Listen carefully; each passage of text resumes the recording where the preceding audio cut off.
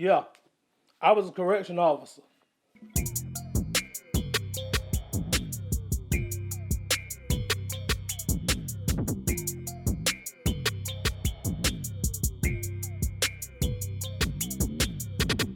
What's up, everybody? Welcome back to another episode of Hey Sarge, my journey as a correction officer. Today, we're going to talk about inmate manipulation. I know that if you're new at being a correctional officer, or if you're a seasoned veteran, this topic never gets old. It's presented each and every day that you go on that compound. It's presented each and every day that you work a shift behind that fence. And I'm going to tell you my experiences, and I'm going to tell you some things that I learned about inmate manipulation. And it's some stuff that can either take your career in a good way or a bad way. Either way it goes, you're going to be presented with it. Let's go. I want to start out by saying that this is something you need to always be aware of. You're going to hear in your career, don't get complacent. You're going to hear in your career, don't be too close, don't be too friendly. And all of that stuff is good information. But when it's presented to you and it's your first attempt at being manipulated by someone, you might not know what hit you. But I will say this. You will feel it. You will know that something ain't right. You will know that the conversation seemed a little bit off. But it's up to you to decide how you're going to react to it. The first time it happened, you may be shocked. And I'm going to go off my experience. Because the first time it happened to me, I felt like something don't feel right about this. Maybe I have a spirit of discernment, and I think I do. But the first time that it happened, I knew something wasn't right. I felt uneasy, and you have to listen to what your body's telling you. You have to listen to that feeling, that gut feeling. You have to listen to it because it could save you. And if you don't listen to it, you might be arrested. You might get into a fight. You might get stabbed.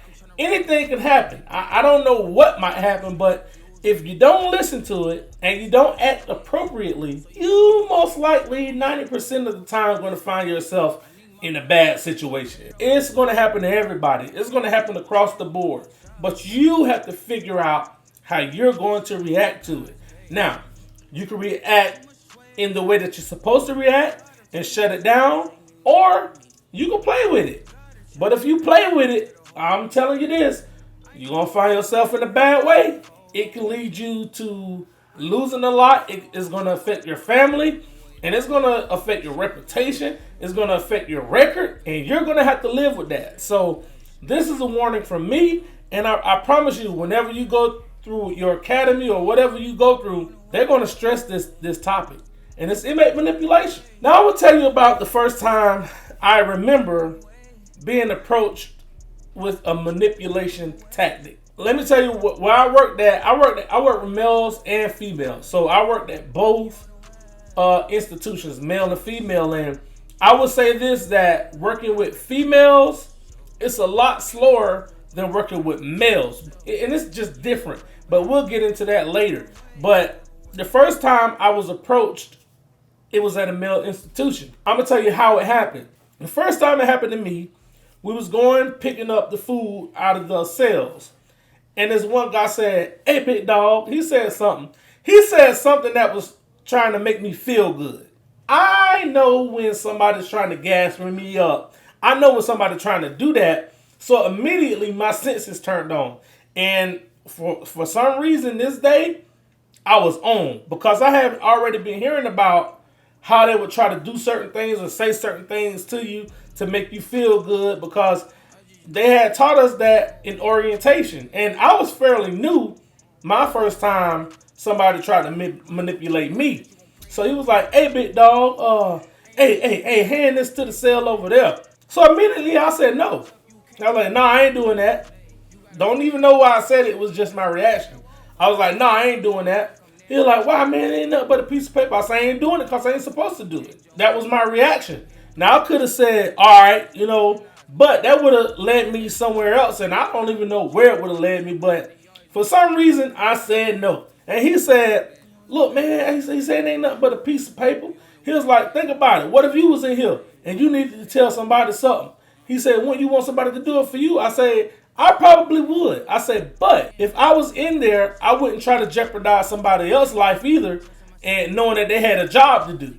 I don't know where that came from. It was just my thought. And he really didn't say nothing after that, but I guess he just left it alone. I think he was trying me. That's what we call being tried. He was like, he didn't say nothing. So I left it alone. He left it alone.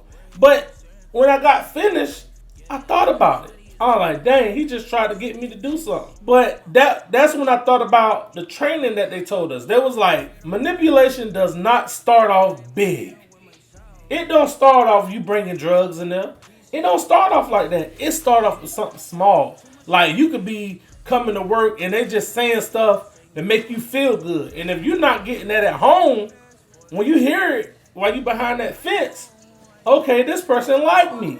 So now I'm going to pay more attention to them. So it's all kind of tactics that they use to try to get you on their side. And I'm going to say this. I'm a fair individual, and I learned this throughout my career that certain times, certain things, you're just going to do certain stuff. But you have to be in control of that situation. You have to know that there's no malice in it. There's nothing tricky. If you do it, you can give a justification as to why you did it. And I'll give you a story about that in a few. During your career, you're going to learn how to operate. You're going to learn how to maneuver. But at this point in my career, I was new. I had no business giving one thing from one person to another because they had already told us, don't do it. The biggest thing you can do is listen because you don't know nothing. You're brand new. You don't know how to move. You don't know how to maneuver. They're trying to figure you out. They're trying to figure out what they can get you to do. And if you're not headstrong, if you're not on your game, you're going to be in trouble. You're going to be in some possibly big trouble. And I remember that the same institution that I worked at, it was a guy who was there for years. And I would see him come in, and whenever we came to work, he was a friendly guy. And when he was at work, he was a friendly guy. But one thing that I saw, I was like, I don't know about that. I didn't know what it was. I saw him do something, but I was like, something ain't right about that. I didn't know what it was. I'm going to be honest. I can't sit here and say that I knew he was doing something he didn't have no business doing. To me, it just didn't sit right. So, like this guy, I seen him operate, and it wasn't 3 to 6 months later, this guy had been fired because he was bringing drugs in. I said, I knew it. I saw it. But I just couldn't, I wasn't able to put a finger on it. I didn't know what he was doing. I just know that something that I saw him do did not feel right. And that's how you'll be. You'll end up being so oblivious to what's going on that you done did something in front of somebody.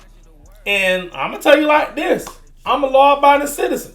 So if I see something that's going to potentially put me at risk or my family at risk, I have to say something because if you don't, you're accessory to it.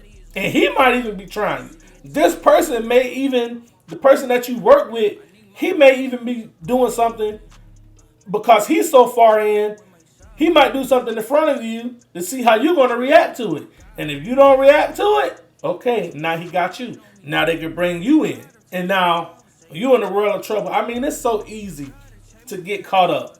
It is so easy. So you have to be able to take a stance right where you are. Forget that. You didn't come here to make no friends. You have to be able to speak up and say something when you feel like something is wrong.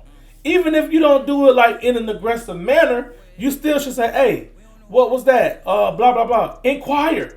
Figure it out, because if you don't, then you might be in trouble. Because I remember it was one guy when I started, and I just felt like the way he was handling certain inmates, I like, something ain't right. I say, hey, look, I don't know what you got going on, but when I'm working with you, if you got a problem with somebody, I ain't part of that. I say, I ain't got no time for no foolishness. And I said, whatever y'all got, y'all need to handle that when I ain't here, because I don't want to be involved in nothing that I ain't got no business being involved in. And I don't want no trouble with nobody that I don't need no trouble with. Straight up. I told him just like that. He was like, okay. And when I worked with that guy, he didn't do nothing crazy, because you could find yourself in a situation dealing with something that somebody else started. And I ain't got time for that. Now, if a situation involves me and somebody else, then we're going to handle that the way we need to handle it. But don't bring me in your junk for just because you're being stupid. I don't got time for that. I'm trying to go home. I got kids to raise. I got a whole family. I got a new family at that. So manipulation can go all sorts of ways. It runs deep, and you can get in a lot of trouble. And it's not only men that will manipulate you. Women could be manipulated. Like I said, I worked in a male and a female prison, and I saw women be manipulated the same way.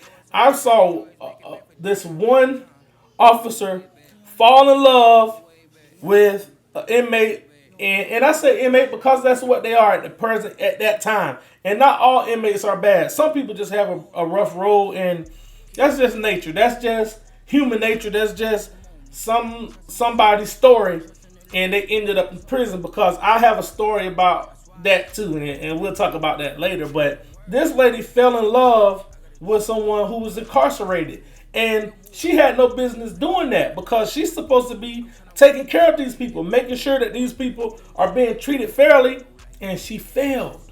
Long story short, she ended up getting fired, probably had charges put on her on the outside, not sure, wasn't really vested in the story. Anywho, she was manipulated. And like I say, it don't start big. It starts small. It could start with a piece of gum.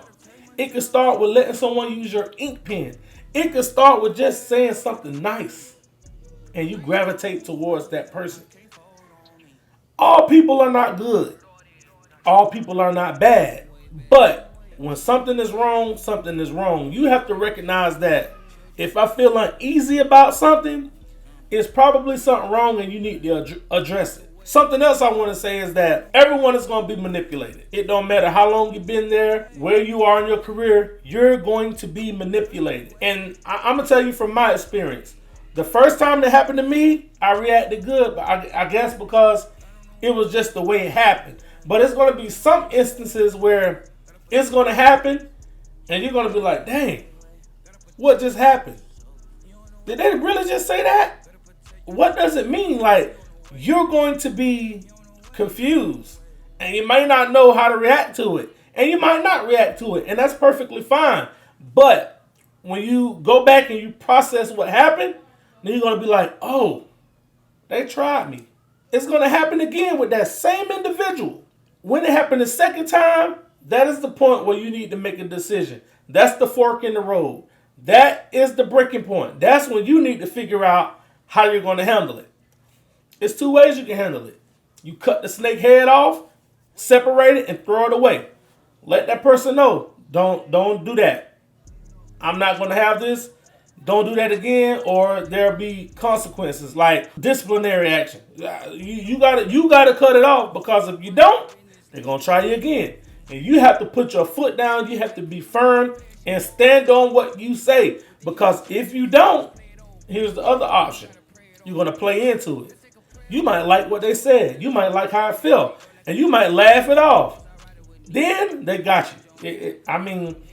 There's a point that you can come back from it, but 9 times out of 10, if you liked it the first time, you're going to like it the second time, and now you're going to end up playing their game. Now stuff's going to be happening. Now you're going to start to favor this person. Now you're going to start moving into the way they want you to move, and before you know it, you're doing something that's illegal, your family's at risk, you're at risk, and you're possible to end up in a cell as well. And that's a choice. It's a whole big game. I mean, it's so much that can happen, and there's so many ways it can turn out. But you have to be aware of this. You can't be complacent. They're going to tell you this in your training. They're going to tell you this, and people are going to tell you this, and they're going to tell you a million times. But it's up to you to figure out how you're going to react to it. I'm gonna give you probably 1 or 2 more stories. I remember that I was working at the same institution, and I was sitting on a cell because the inmate had got in trouble, and we had to watch him. I ain't gonna tell you too much because I don't want to go too much behind the scenes, but I had to stand in the front of this cell and watch this guy to make sure he did nothing or nothing happened to him. While I was standing there, another inmate in another cell, he was like, hey, big dog. Something he called me. I just don't remember. I use big dog because we hear that so much. And he was like, hey, let me holler at you. I was like, what's up? I didn't move from where I was because I wasn't supposed to. So he was like, hey, let me holler at you. So I did it because I don't want to seem like I don't want to do nothing. I don't want to step outside of anything that I'm supposed to do. So I stepped back, but I was able to still see what was going on where I was assigned at. So he was like, hey, let me ask you something. I was like, what's up? He was like, what you'd do if I told you I had $500 in my cell? I said, I probably would come in there, handcuff you, search your cell, take your money, and do whatever necessary after that. He was like, oh. That was the second time that I was tried. I mean, this stuff happened quick. So he was like, oh, okay. So I didn't say nothing else to him after that, but he knew where I stood. He knew that I wasn't finna play like that. And I'm going to tell you this. Some of them people got money in there. Everybody that go to prison ain't broke. Just because they in those cells and those blue clothes or whatever color uniforms they wear, or just because they don't got no food in their locker or whatever, it don't mean that they ain't got no money. Some of those people got money. It was one guy that I bumped into. He was a millionaire. But he did something that landed him in prison. So some of these people got money, and I just don't know. If you fall into it, maybe you could be bought. Maybe you won't. But you have to be aware of what's going on. But anyway, I feel like I'm rambling. I hope that this helped. I hope that you got some type of info out of this. If not, ask me some questions. I can try to fill you in as much as possible. If you did like it, give me a thumbs up. Hit the subscribe button. Drop a comment in the comment section. Until the next time, peace.